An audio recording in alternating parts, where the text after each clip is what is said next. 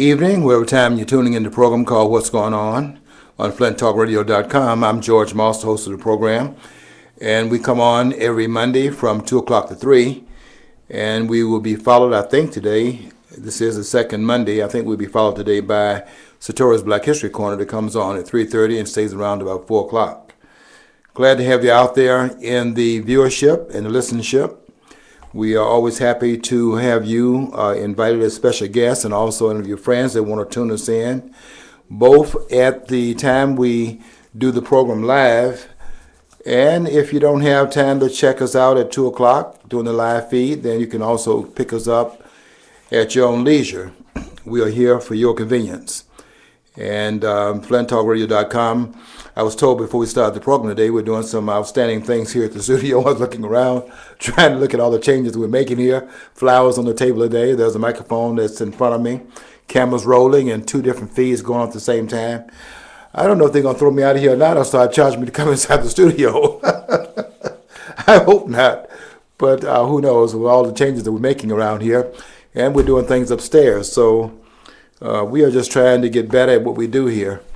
And we're working hard to make sure that what we bring to you is, in fact, accurate.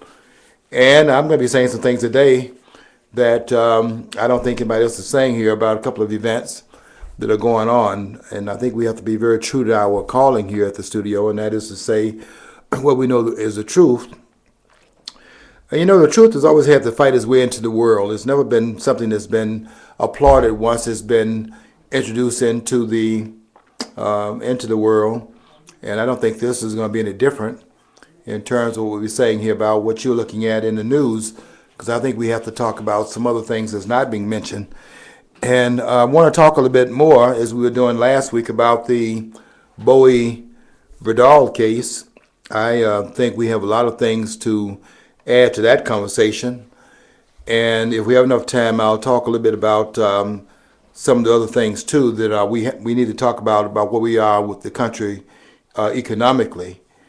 But, first things first, and we'll talk first of all about the cases in the news making headlines all over the place.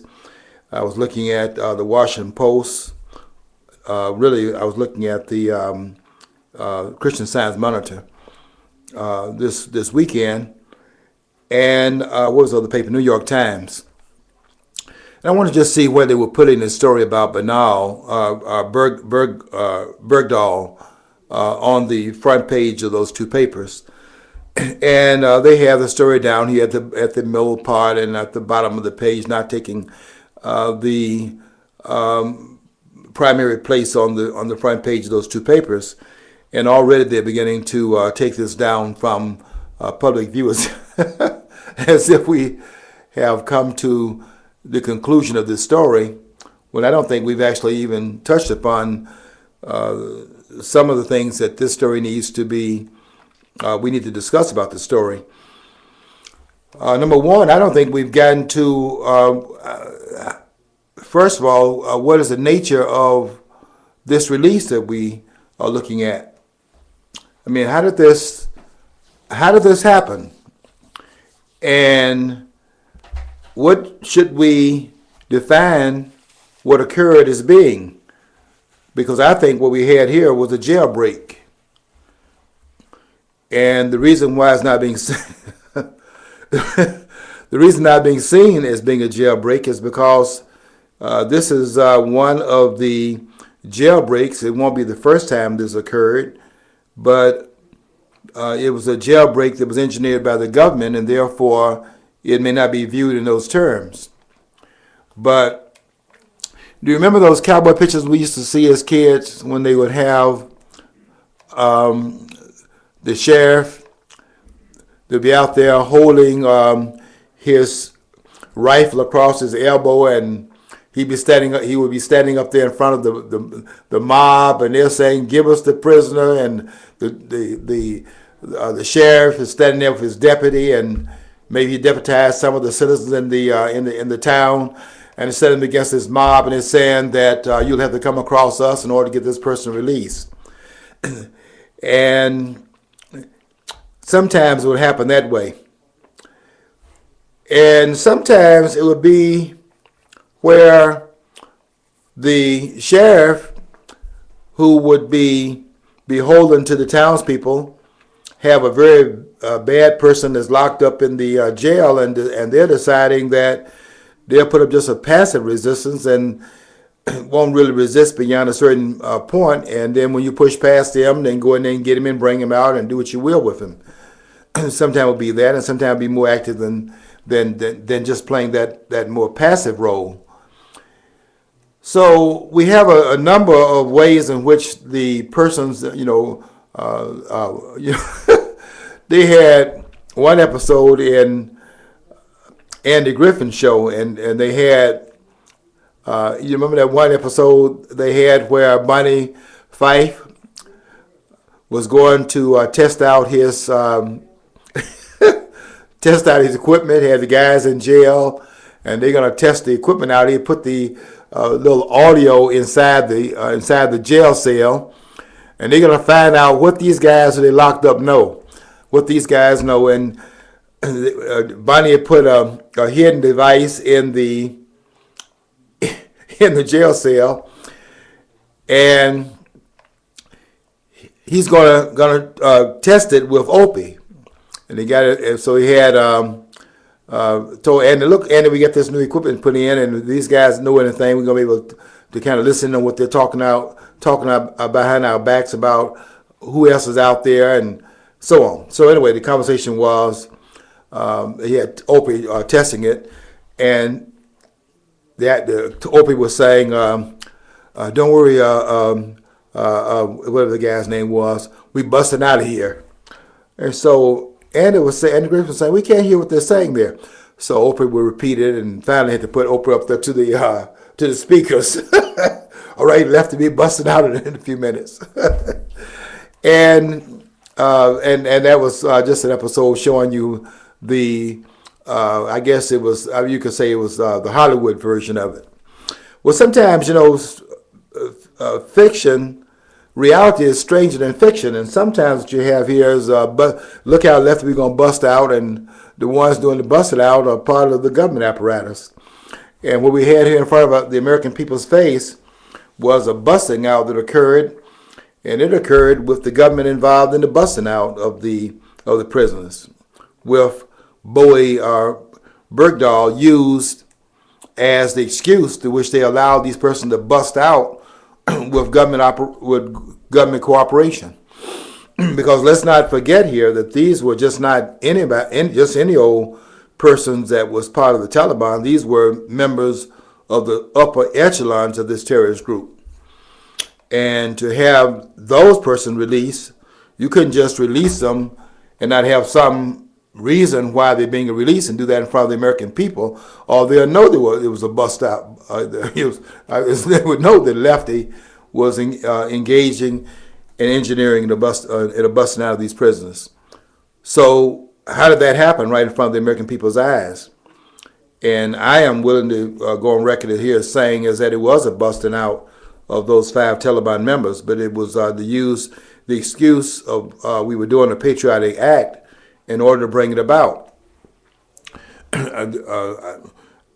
That's really something, because we use a person who's not even a patriot to make the patriotic claim, because Bowie Bergdahl is not a patriot, nor was he captured by the Taliban. This person walked into Taliban camp and gave himself up to them. Now, there was some abuse once he got there, because he was an American, and they didn't know what this was about, didn't trust him, thought he might have been an operative. And so they kind of whooped him up a little bit until they really realized that what they had in their hand was a person who had deserted his soldiers, fellow soldiers, and it really crossed over because he was disgusted with his own country. And that is very clear. Now, those who are saying that we don't know the facts and that they're going to tell us what the facts are later on, I have to tell you something. I was watching the ones in the news coming out to tell us what this was about. Susan Rice. I mean, they were trying out the same people that told us that a video had led to the death of 4 Americans, one of whom was an ambassador at Benghazi.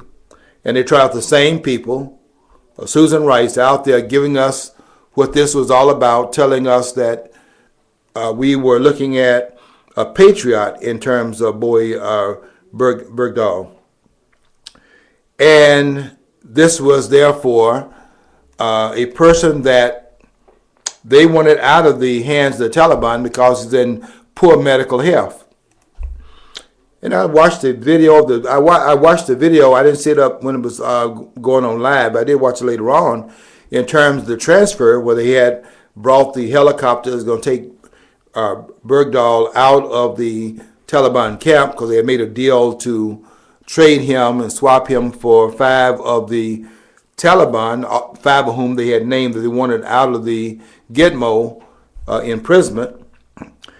And the helicopter landed in this valley where if anything had gone wrong, there was no way they could have gotten out of there without the sacrificing of that helicopter and also the ones who were flying into that terrorist zone, because there's no way you could have raised that helicopter up with those persons being on ridges around the helicopter. They couldn't have gotten out of there without being shot up if they had intended to do that. But they made a deal, and the other side, kept their end of the bargain. We released the 5 Taliban soldiers, and if either one does anything that's untoward in terms of the agreement, you couldn't have made further agreements. And I think they have an intent to make further agreements because the war is not over, and you're going to be capturing other Taliban members on the battlefield and things of that sort. So why would they want to wreck the possibility of what will happen in the future? And of course, we would not go back on our word, but let's understand that we are negotiating not with another government as such. We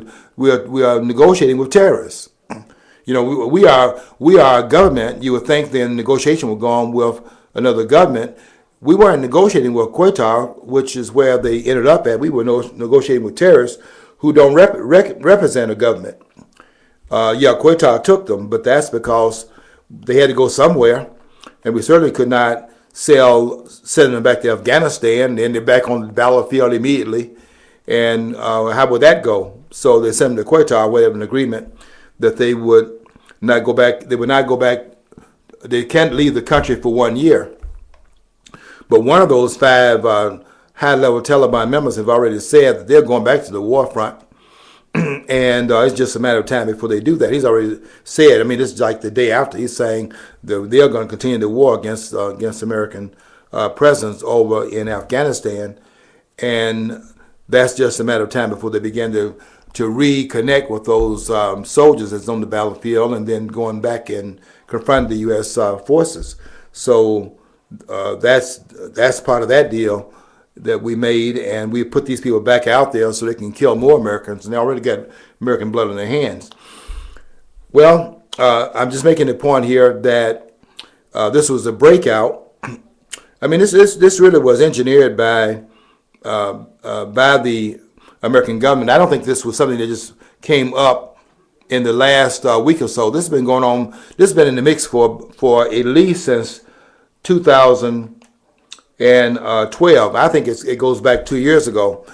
And I think that is why what happened to this one person that reported for the Rolling Stone, a person by the name of Michael Hastings. You might not have heard that name, but Michael Hastings is the one that wrote an article for the Rolling Stone magazine, and he was the one that was talking about the fact that Bergdahl had converted to Islam, had pretty much denounced his citizenship with the United States. And there are some that are saying, I'm not going to say this because I don't have any proof of it myself, but there are some who are saying that this is why Michael Hastings is now dead. This person died in June of 2013. Another mysterious death. His car exploded, and the engine blew out of his car, and that's very, very. I mean, it's amazing how people are dying around this administration. that anyone that's, I mean, this is very strange behavior. You can make of it what you will. Is it as bad as the Clinton era, though? I mean, the Clinton era, I mean, they had dead bodies bodies that were decapitated, and his coroner down there in Arkansas was ruled as a suicide. Now, I don't know how one commits suicide by cutting their own heads off. I mean, unless you got a guillotine scenario set up, but... Yeah, John, we are talking about something that is more or less par for the course. It's not something that's strange to any one administration, but it's an ongoing and continuous kind of quieting those who dare raise their heads above a certain level. And let's not forget that we had untold numbers of persons killed around the Kennedy assassination. I mean, how many persons that were in the Dealey Plaza that had other testimony about what had occurred that was different from what the Warren Commission had concluded?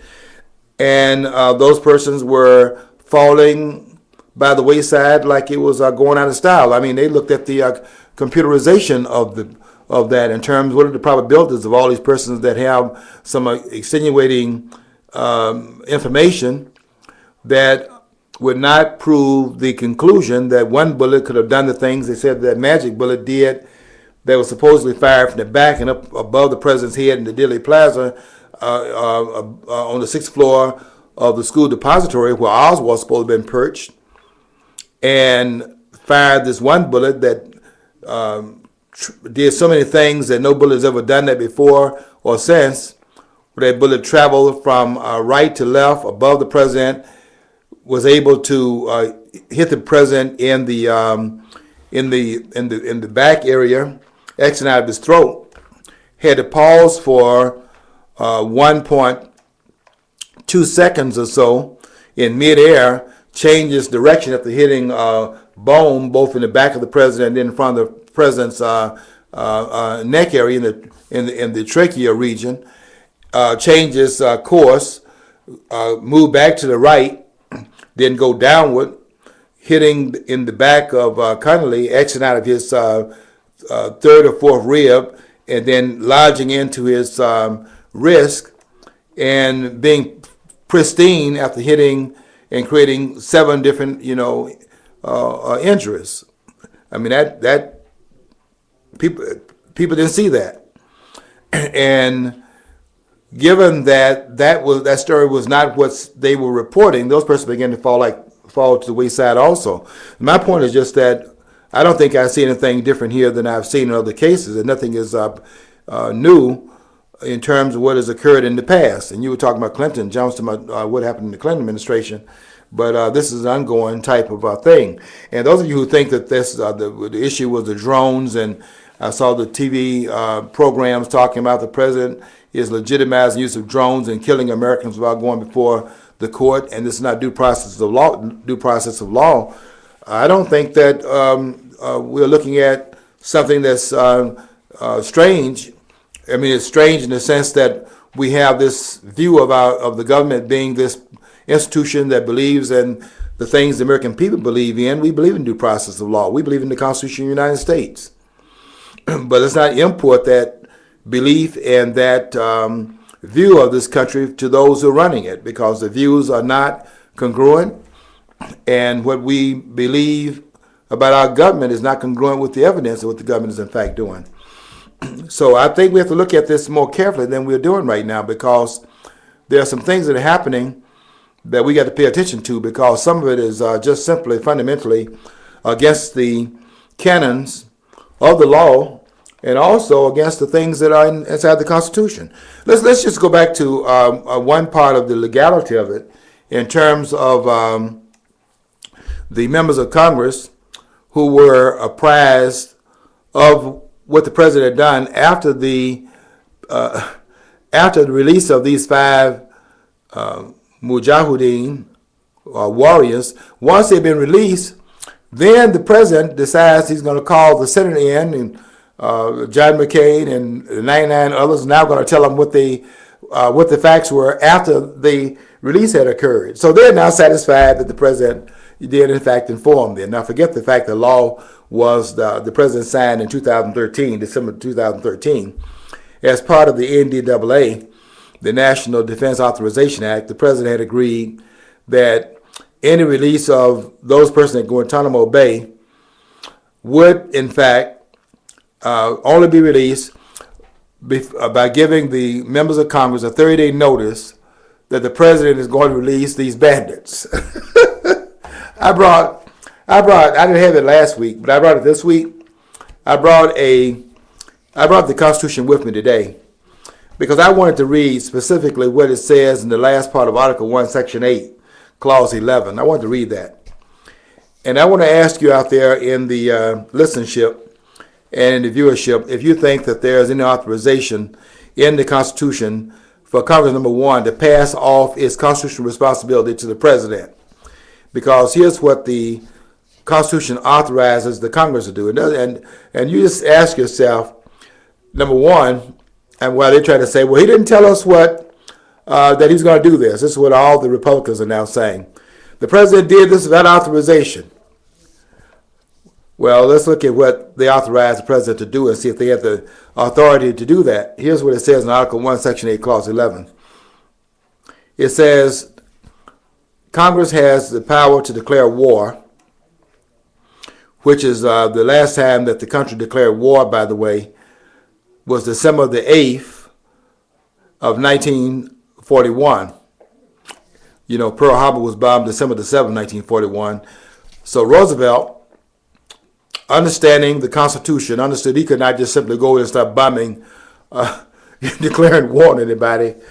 What he did was go before the Congress, respecting the Constitution, but of course he knows he's going to get it because nobody's going to let you attack the United States and then go and ask for authorization to declare war, and he doesn't get that. There's no way in the world they're going to say no, not after Pearl Harbor. So the president can go there and under the banner of the Constitution, knowing he's going to get authorization.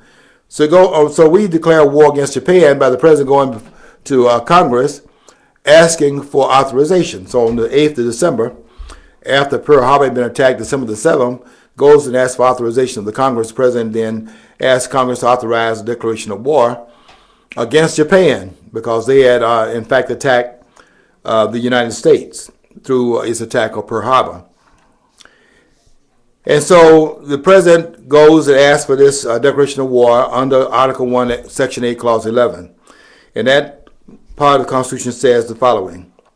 Congress has the right to declare war, grant letters of marque and reprisal, and make rules, and this is the part that now we are looking at with Bergdahl, and make rules concerning capture on land and water. Now, that's the part I want you to look at here. To make rules concerning capture on land and water. Do you see anything in there that says it can pass off that responsibility to the president and give him the right to let these bandits go? Providing that they tell the Congress, whose job it is to make the rules, to tell the Congress that the president gonna make the rules up, and they're gonna say that they can do that, pass it off to the president, because the president is the commander in chief. Now I want you to notice the location of Article 1, Section 8, Clause 11. That's in Article 1. Okay, that's in the legislative part of the Constitution, the part that sets up the lawmaking body of the federal government. Now, the president is given the commander-in-chief role, as I said last week in Article 2, Section 2, Clause 1, and that's given in the second article of the Constitution. Now, in order to believe that you can do what the Congress did, you'd have to believe this then. You have to believe that after giving the power to the Congress to, in fact, take hold of the rules of engagement of those caught on the battlefield, whether caught on the battlefield of land or sea, after giving that to the Congress, then in the commander-in-chief role in Article 2, they forgot about what they ascribed to the Congress in Article 1 and gave the president the right to do that by what they gave him the right to do under the commander-in-chief role, where it says right here in Article 2, and let me turn to that part, Article 2, Section 2, Clause 1, where it says the president shall be commander-in-chief and shall have the right in that section to have power to grant reprieves and pardons against the United States except in cases of impeachment. Now, why would they give the right to give to make the rules in Article 1, Section 8, Clause 11 to Congress if they then if they meant to then give the power to do what the president did in Article 2, which contravenes and nullifies and actually cancels what they gave to the Congress in Article 1. Now the president can do it. If that was really intention, then did they forget what they said in Article 1? This can't be passed off to the President of the United States, because the powers that what they're doing here is they're separating the powers between what they gave to the Congress, the right to make the rules of those, or what happens to those that they capture this, in battle against the United States in land and on the seas. That's the Congress' responsibility, but the president can give the reprisals and forgiveness for the crimes against the United States. But there's no contradiction here, because we're talking in the president's case about those persons that can be forgiven for violations against the United States inside the country. But in terms of the war making, and that's what Article 1, Section 8, Clause 11 deals with, but in terms of war making, then that responsibility is Congress' responsibility. There's absolutely no contradiction here. And they're trying to act like the president, commander-in-chief, can therefore do the war-making aspect. But if that is true, then why didn't Roosevelt recognize it on the 8th of December? They're playing games here. And now they're so hurt, the president did not inform them of doing what he's not allowed to do in the first place. That's the game I'm talking about. They are so hurt that the president did not come to them to tell them that he's going to do what he's not constitutionally authorized to do in the first place. The president simply cannot do that, what he did. Only Congress can do it. And that is very clear in the Constitution. These people are playing games. Let me tell you what these people that you believe in, Rand Paul, Rand Paul is no longer in the Congress. I guess he got disgusted and just walked away from it, because he saw that there's no rule of law in the Congress. These people are basically bandits. But Rand Paul and Ted Cruz, these are the heavyweights.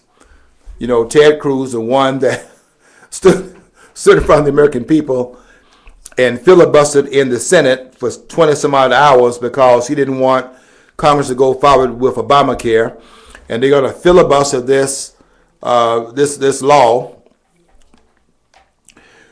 this Affordable Care Act, which nobody can afford. So he's going to filibuster it. And he stands in front of the American people in the Senate, and he's filibustering this law when nobody's present. And then when Reid came the next morning, and the rest of the members showed up, and the Senate now getting ready to reconvene, if you notice, they told Ted Cruz to sit down, and the filibuster was ended. Filibustering to an empty chamber. All this was show business. And now the latest show business is taking place is that they want to, here's what Ted Cruz said, they want to now pass another law to ensure that the president will not, in fact, release any more persons from Gitmo, because he released these persons here behind the Congress's back. So they're going to pass another law to ensure the president won't do that again. So what's the response to the president having violated the law? Pass another law. But nobody's talking about what? Invoking the Constitution, which is Article 2, Section 4,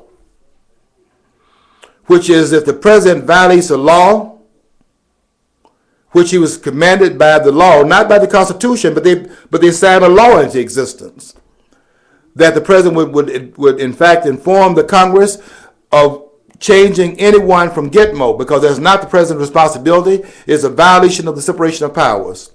And when he did that, even though he had signed a law that he couldn't sign in the first place, because there's no laws you can sign that subordinates the Constitution of the United States. I'm just telling you, the law itself is unconstitutional. But at least, okay, it's not illegal. You see, you can have a law that's unconstitutional that is legal, because what is legal is what they say is legal. That doesn't make it constitutional, but it makes it legal, because the legality of it is a different issue than what's constitutional. Meaning that if the lawmaker says lawful, then it's lawful because that's what they said, but does not make it constitutional. And this law is unconstitutional, because the responsibility to do what the president did can't be passed off to a body, because it violates the separation of powers in Articles 1, 2, and 3. Those powers are, in fact, separated. You know, I was saying last week, this cannot be, Jerry Toobin, Jeff Toobin, you scholars at, I think you at University of Washington. I think you're there. I don't think you're at Columbia. It doesn't matter whether you're there or at these others. None of you really believe in the Constitution as such. You believe in getting before the camera, and then you're saying things like the president might have violated the Constitution. Let's talk about the violation of the law. He might have violated the law. Let's talk about violating the Constitution. Can we get to that discussion? You want to talk about he violated the law. You have not said anything about the president having violated the Constitution, and you've not said anything about Congress having violated the Constitution by, in fact, allowing the law to exist. Because you can't pass off the responsibility that's assigned to the three branches of government in the Constitution of the United States. Tell me if you can do that.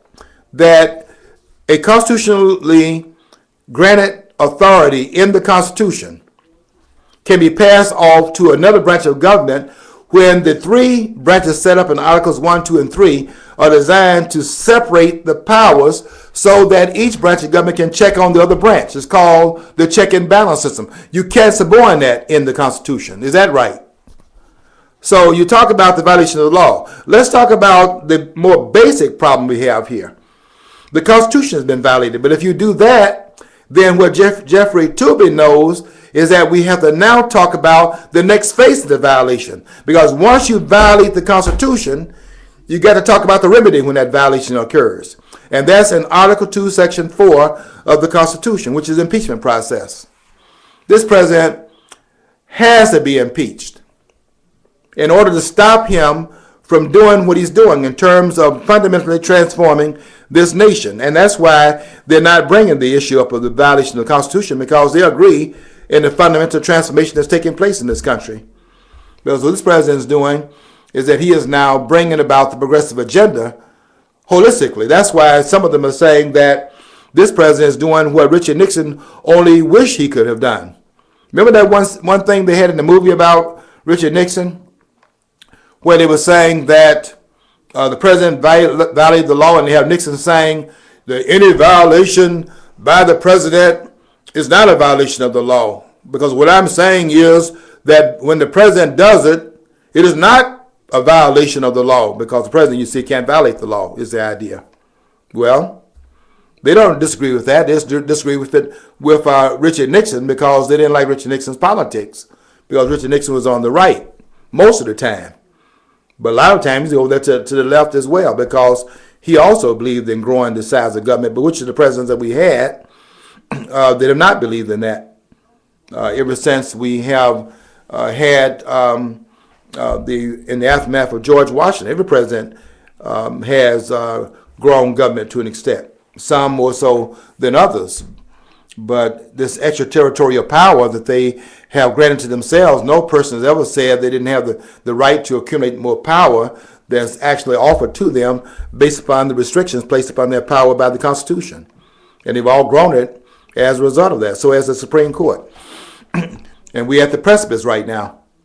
We are at a very critical time in our history. And I do agree with Jeffrey Tubin in one thing that he said, and that was that we need to get this straight before this president leaves office, because if he leaves office with the things in place that he's actually being able to bring about based upon the expansion of power that's occurred on his administration, to the point where they're even saying that he's doing things that only Nixon wished he could have done, but this president, in fact, doing it. If we don't have that resolved by the time he leaves office, and all those powers that have now been added to what was already imperial presidency, if those things are standing when this president leaves office, and the next president inherits that power and goes from there, and then can assume other authority that's not given to that office. We need to get straight whether or not this transaction could have, not whether or not just that the president should have told Congress, but did Congress have the authority to pass that responsibility off to President Obama, so that he's informing the Congress that he's going to do something that he cannot do in any provision that's given to the president in Article 2 of the Constitution. Because Article 1, Section 8, Clause 11 gives that authority to the Congress of the United States.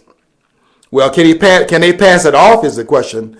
And I don't think you can give a authorized constitutional provision to another branch of the government. Otherwise, if you could do that, you're tearing down the check and balance system. That is the way that the government was set up to have this branch able to do only so much within its authority, with the next branch can do so much within its authority, and the third branch, the judicial branch, can do so much within its authority, and by them having separate and distinct responsibilities based upon the Constitution, they could then restrict the power of the other branch, because the other branch was not allowed to go into that domain, which was in fact restricted only to that particular branch that could do those particular things. Now we have a question. Can the Congress, which says, well, you didn't inform us that you were going to do what you did, could they actually give the authority to the president to be the authorizing agent, providing that he gave them 30 days notice? Is that constitutional based upon the separation of powers in Articles 1, 2, and 3? And I'm saying that if you read the Constitution, whichever provision you go to, it is clear that that cannot be done. Now, I want these scholars to come and tell me where I'm wrong in this proposition. You scholars out there that are chomping at the bits because the president did not the president did not give them the 30-day notification. Is the notification constitutional? Is the question here. Now, whether or not they want to raise the question whether or not he notified the Congress. Can you pass off, Jeffrey Tubman, this is a question for you. You on CNN and those and espousing that nonsense. Can that go in and look at the Constitution and tell the viewers if the Congress can in fact engage in passing off an authority power that's delegated to them in the Article 1, 18 that has 18 clauses in it? Can they pass off their responsibility constitutionally ascribed to Congress? Can they pass that off to the President of the United States, whose powers are separate and distinct and allotted to the executive branch in Article 2? Can they do that? I want to answer that question. That's the homework. That's the homework for next week. Can the Congress pass off its authority to the President of the United States? Now, I know they're doing that, but can they do that based upon the Constitution? We either have a constitutionally grounded government here, or we have the government dismissed, or we have what Thomas De Lorenzo says in his book, Who Killed the Constitution? Can they kill the Constitution? That's the question. Can they, in fact, ascribe authority away from the governing document of this country? And that is the only question on the table right now. Because if they cannot do that, then the whole thing that happened at Gitmo has a stench to it. Not that the Congress can wipe its hands of its responsibility. It just can't say here before November that only the president who can run again, and that's why I think they're trying to act like there's a culpability in his part, but not on their part, because the president can't run for another term. I mean, I hear people saying that he's not going to leave. He is going to leave because you can't be that blatant about the violation. But the members of Congress, they had to go before the voters in November. And they're trying to act like they don't have any role in this. This is all the president doing this. And our only role is that we are innocent, but he didn't tell us what he was going to do, which he signed the law into existence. And I don't think that's the only issue here. I think the other issue is, okay, he didn't tell you 30 days before that he's going to give these villains over to Qatar, or really give it back to the Taliban.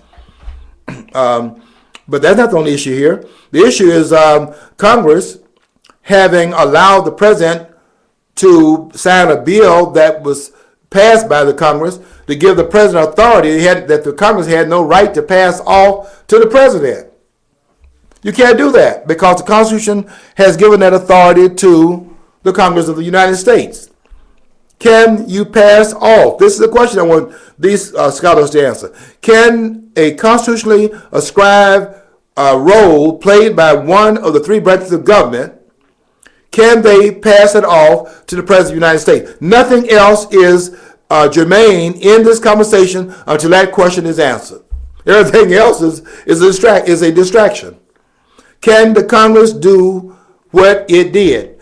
Sign a bill, pass a bill, it has to be signed by the president, but pass a bill that gives their authority to the president, and then they have to be notified the president is going to play the role assigned to the Congress, and is going to give them 30 days notice that they're going to, in effect, play the role that's ascribed in the Constitution to the Congress of the United States. Can they do that? That's the question. Now, nobody's raised that question because the Congress is trying to escape behind the banner of the president, who doesn't go before the voters again. They're trying to escape their responsibility in this negotiation, which seemed to have been going on for 2 years, waiting for an opportunity to spring it. They're hiding behind the fact the president didn't tell them. But the law itself needs to be looked at. Can they do what they did? And if they cannot, if you agree with me, the Constitution does not allow them to do that, then we get to look at these members of Congress, and every last one of them going before the voters in November, we get to hold those persons accountable. If, in fact, they violate their oath to the Constitution.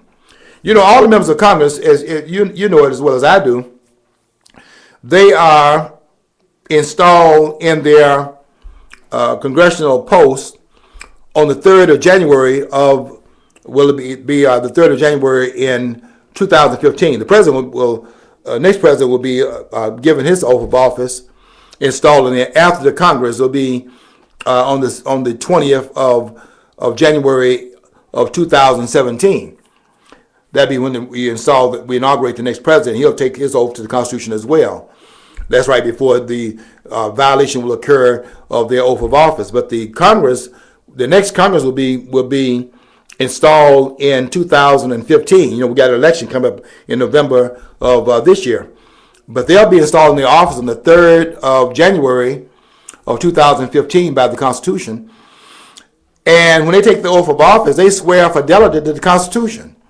So since they've done that already, the ones that are sitting there right now in the Congress, they've taken the oath of fealty to the Constitution. I'm just asking the members, I'm asking you to consider whether or not, I know you're trying to say the president now, and I'm with you on that too.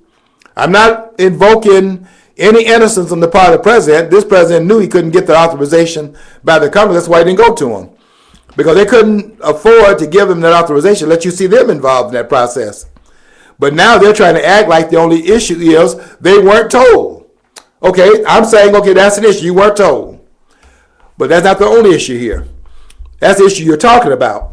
The other issue is, can the Congress, I want to come back to this point, can the Congress pass off its constitutional responsibility and give that constitutional responsibility, thus removing the barrier of separation of powers between the executive branch and the legislative branch? Can they erase that barrier that's erected by the Constitution of the United States? Can they do that?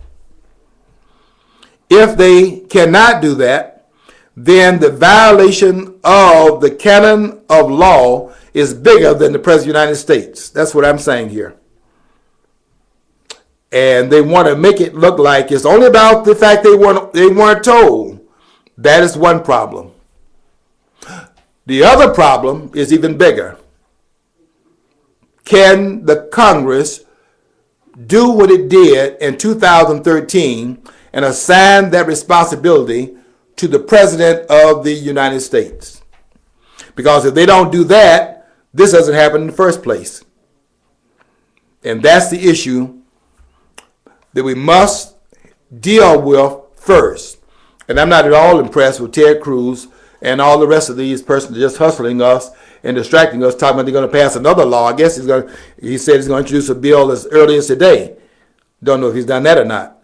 But he said he's going to introduce another bill today and sometime this week, and they're going to introduce a bill so as to make it so the president cannot do this again. But he's already done it.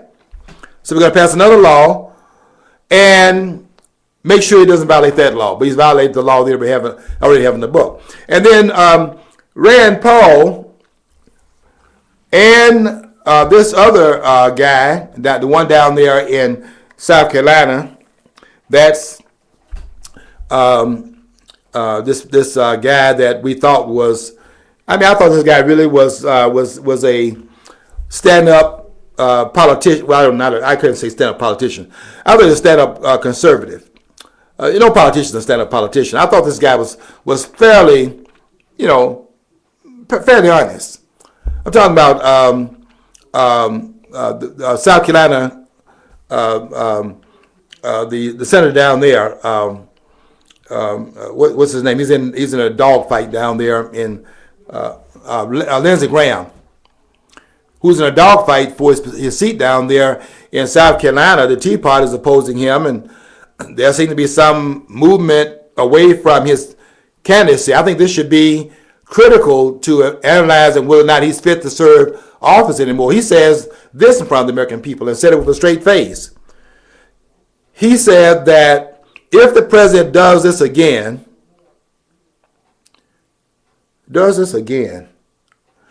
they will bring impeachment. The president risks impeachment if he goes on his own and release any more persons from Gitmo without authorization by the Congress. I don't know how you can say that to American people with a straight face. Because the president would never been able to even do that much if the Congress had not authorized the president to have that authority in the first place. The authority itself is unconstitutional.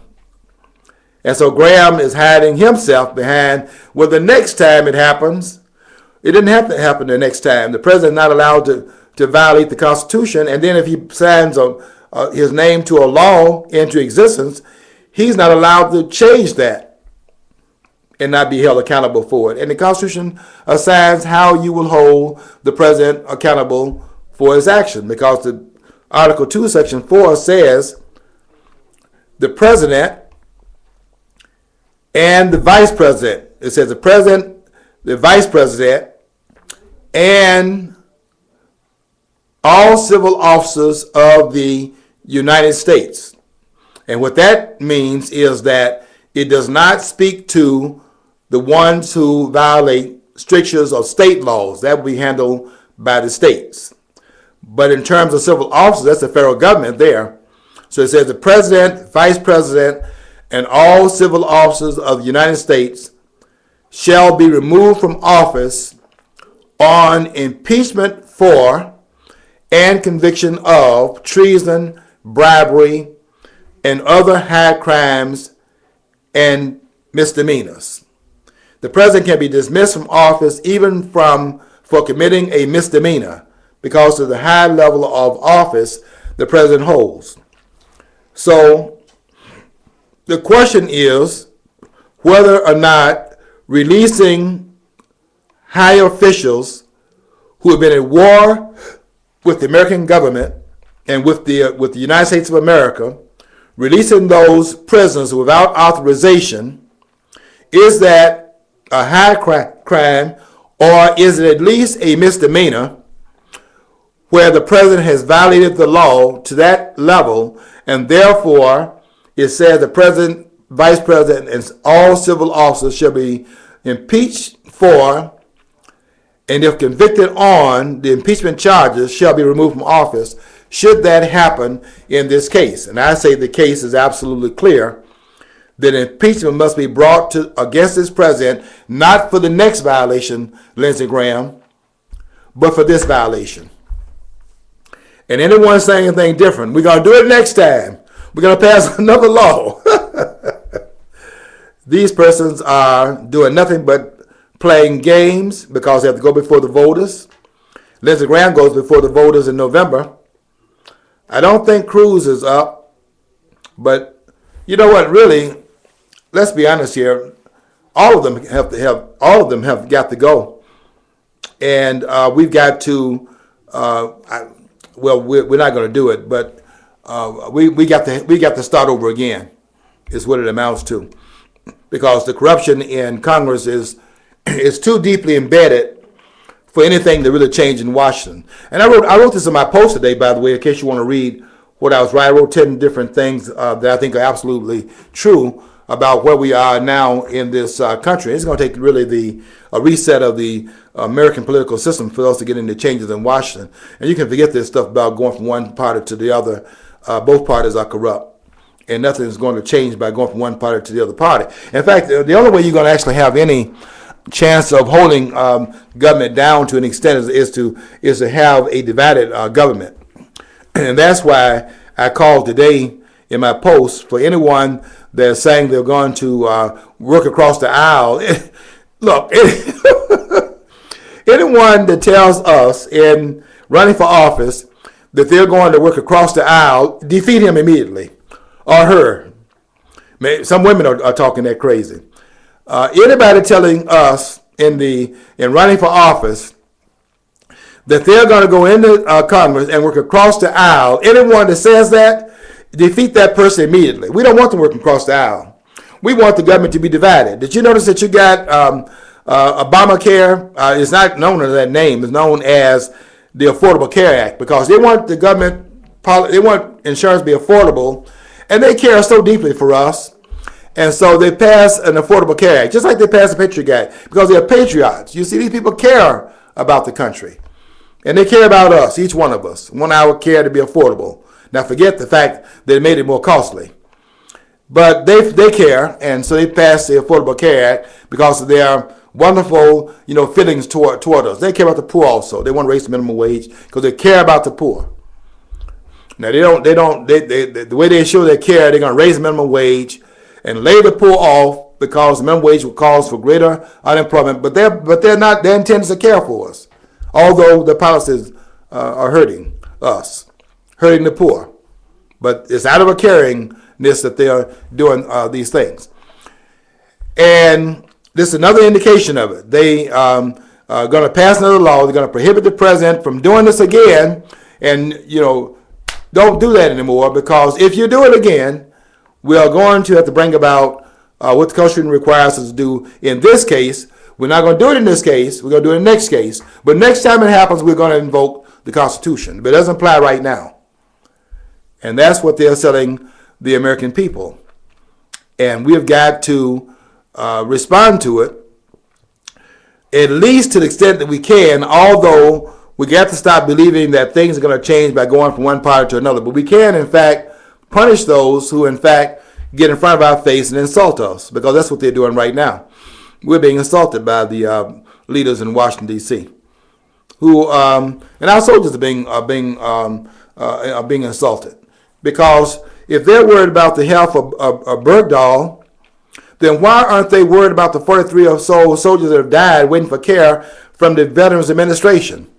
And they had this guy step down. I know the guy that was over the VA is a scandal. They can't get the medical care they need, so this guy steps down. But did you notice it was another Lois Lerner situation?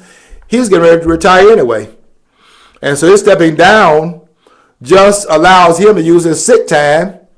You can use your sick time at the end of your tenure, and use your sick time. They go out on sick leave and they're still collecting a check, and then they retire after their time is over, and you think these guys been punished. There's no accountability there. Lois Lerner did that before he did it. So this guy's at the end of his step, served all of his time, getting ready to retire, and they got you thinking that what they did to punish this guy for having the VA not delivering the medical service to our veterans who served the country and can't get medical care, and they're dying, not on the battlefield, they're dying in the veterans' hospitals. And they're not taking care of that, but they're concerned about Bergdahl, who's over there in Afghanistan. Give me a break. And they're going to rein the president's power in if he does this again. But Mr. President, don't you dare do that again. We dare you defy the law that you signed, and they're defying the Constitution and having the law signed by the president, which they passed, put on the president's desk for a signature. And I don't know of any president, not just this president here, so I don't blame him for taking the power handed to him by the Congress of the United States, because any president will accept that power. You give a president more power, they will accept it. And we have to now respond to it, and we can respond to it in November. The question is now, what is the American people going to do? Because you've been insulted by the government, and they insult you every day, so that's powerful, of course. But the question is, what is the response going to be of the American people? We're not going to have an upheaval in this country to change what they do in Washington, except there's going to be something that's going to intervene to bring about that verdict by what they're doing, because they're going to push this envelope down the road to the point where the American system is going to collapse, because we're on an unsustainable course. And all of their pundits even agree with that. We are on an unsustainable course, and we're going to be forced to do some things that the states don't want to do, but their policies are going to bring us that in anyway. We just can't avoid it because of what's going to happen down the road, and sooner than more so than later, because the economics are such that we're going to run to a dead end, and we're on a dead end street.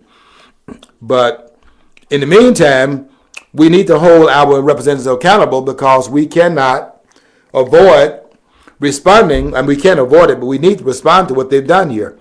And what they've done here is taken the Constitution and told us in front of our face that they can do whatsoever they will with the law by hiding it under the umbrella that they can in fact do what they just did. And I'm telling you, if you read the Constitution carefully, there is no authorization that allows the president to act the way that he acted, and Congress cannot pass it off to the president of the United States. I'd like to see what Jeff Toobin says about that. Mr. Toobin, I know that you are very grounded in the Constitution.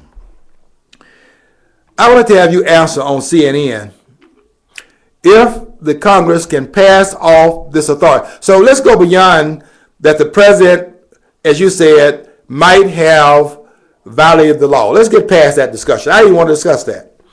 I mean, it's clear that you're telling us what we can see. So you're admitting, I don't know if that's the way that you get your bona fides or not. I mean, by telling us what you cannot avoid telling us, because that's obvious. He didn't go to the Congress to get authorization, so that much is clear. But let's go to something that's not in the public square.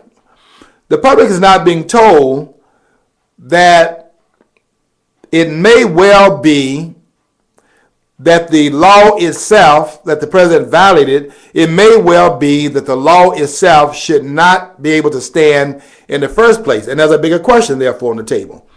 Nobody's discussing that except here. And I'm saying that we have to look at the larger issue. Before you get to whether or not the law was violated, let's get to whether or not the law should have any standing in terms of the constitutional strictures. And I don't think the law can stand based upon passing off separation of powers and blurring the lines and then changing that to the point where there is not, in this case here, any separation of the powers. Because how can you hold the president accountable for exercising power if you're giving him power beyond the constitutional mandates and restrictions placed on his power? How would you invoke the separation of powers if you, in fact, have torn down the lines of demarcation between the three branches of government. You can't hold the president accountable if you blurred the lines and torn the walls that separate one branch of government from the other down. And that's what we are now facing. That's what the danger is in this country at this point. Because we are now getting to a point where the language of the Constitution no longer applies. And anyone that is playing this game in public, we need to, in fact, respond to that in the way that we can without tearing the country apart. And that is, in November, holding people accountable that's out here telling us that the law was violated. What about the Constitution being violated? Let's talk about, why aren't they talking about that? Why don't we hear Rand Paul, who went there on the Tea Party banner, why don't we hear that from him? And we're not going to hear that, and if we don't hear that, they're not talking about what is allowed in the Constitution. Okay, we're going to get back together next week, and we're going to continue this dialogue, see where it goes, and we're going to keep you informed about what's happening with the Bergdahl case, and then hopefully next week we'll be able to also get into something about where we are with the economy. Until next week, we want you to follow your dream, because if you don't follow your dream, you will never know what's on the other side of the rainbow.